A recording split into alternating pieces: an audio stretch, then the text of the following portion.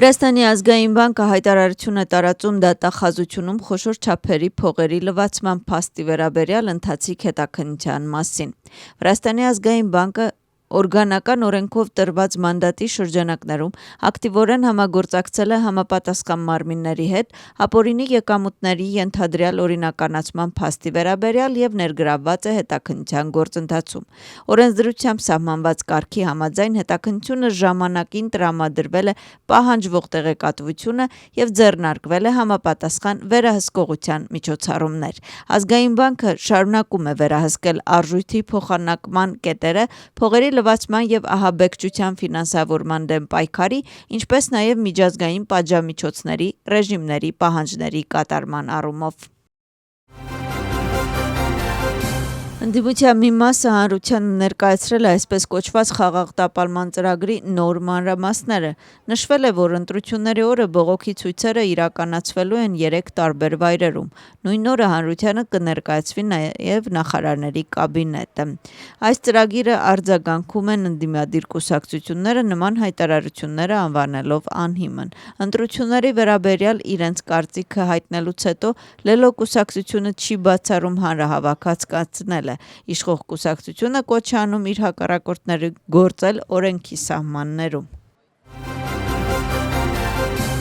Բողոքի ցույցի ժամանակ ձերբակալվածների մայրերը խոսում են հոկտեմբերի 4-ի ընտրությունների եւ նախատեսված խաղաղ հեղափոխության մասին։ Ռուսթավելի պողոտա կազմակերպության գրասենյակում հավաքվածների հայտարարության համաձայն նրանք լիովին կիսում են Լևան Խաբեիշվիլիի խաղաղ հեղափոխության կոչը եւ նախատեսում են հոկտեմբերի 4-ին դրոշներով ներկա գտնվել Ռուսթավելի պողոտայում։ Նրանց խոսքով փոփոխությունները կսկսվեն հոկտեմբերի 4-ից։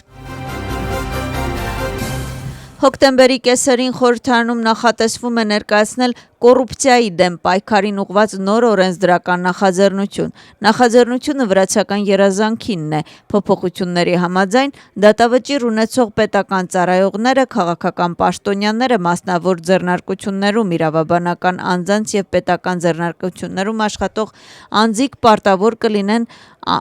ամեն տարի 30 տարվա ընթացքում կոռուպցիայի դեմ պայքարի բյուրոյին ներկայացնել իրենց ակտիվների հայտարարագրերը, անկախ նրանից, թե նրանք աշխատում են պետական ծառայությունում, թե ոչ։ Վրաստանի խորհրդարանը հրապարակել է մամուլի հաղորդագրություն, որը հոդվածներով նշում է, թե որ պաշտոնական հանցագործությունները կենթարկվեն ակտիվորեն վերահսկման բացահայտված անձանց ակտիվների համար։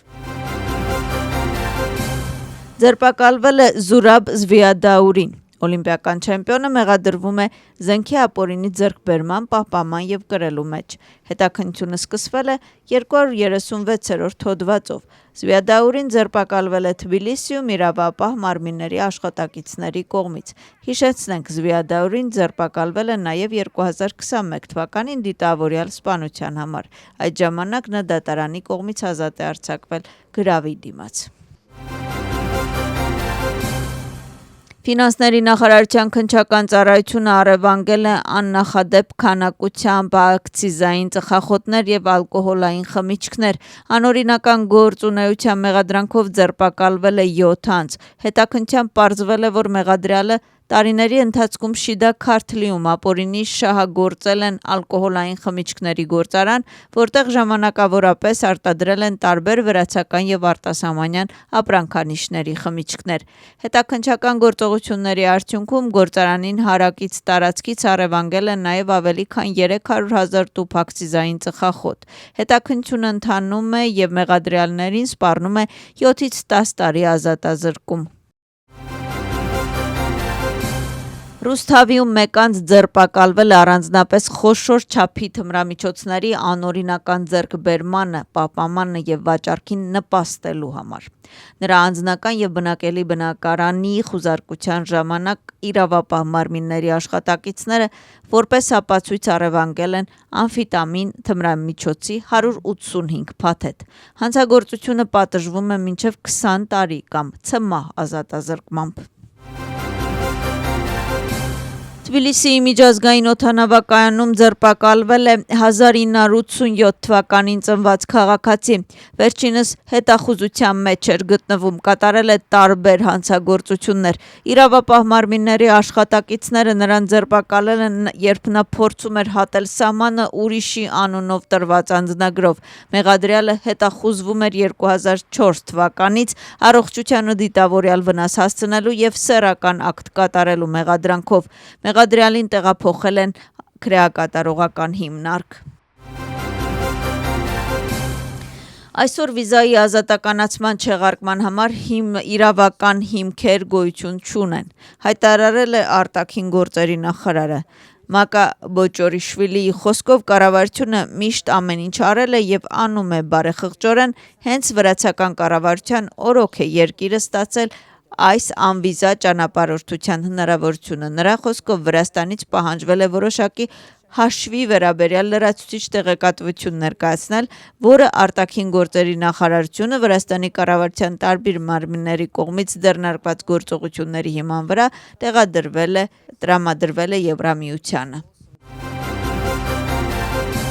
Այսօր մեկնարկվեց «Սովորիր և աշխատիր» նախագծի նոր փուլի համար գրանցման առցանց գրանցումը։ Գրանցման վերջին օրը հոկտեմբերի 1-ն է։ Թբիլիսիի քաղաքապետարանի նախաձեռնությունը նախատեսում է մայրաքաղաքում գրանցված քաղաքացիների համար կարճամկետ դասընթացներ, որոնք ապահովում են մասնագիտական վերապատրաստում։ Կրթությունը լիովին անվճար է։